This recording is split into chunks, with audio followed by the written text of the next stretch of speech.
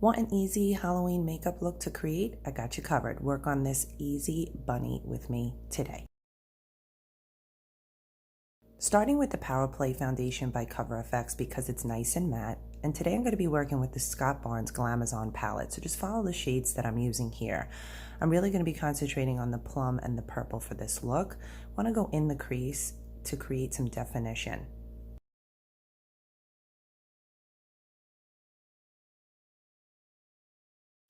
Any full lash will do, and a light concealer because this is going to be the base for the next look.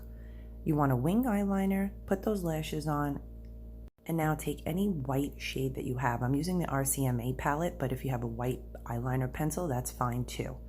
And just follow what I'm doing here.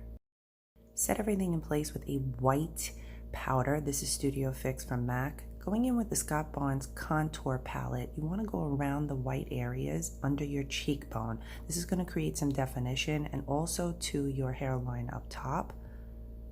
And then contour your nose, and you want to do your brows after contouring your nose the way I am. Make them fluffy and set them in place with a good brow gel. Now go heavy on the pink blush, as heavy as you can. Just keep applying it. Take some pink blush, put it on your nose, and now create the nose with a black eyeliner.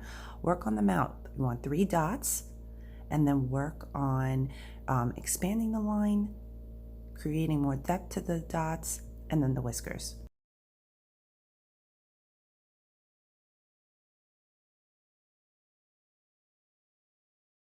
Any pink lipstick will do, and you are done.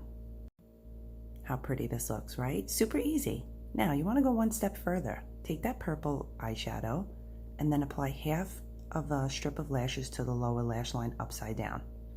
Go on with whatever highlight you have. This is Scott Barnes, and accent the high areas, your brows, your nose, and then go into where the mouth is as well.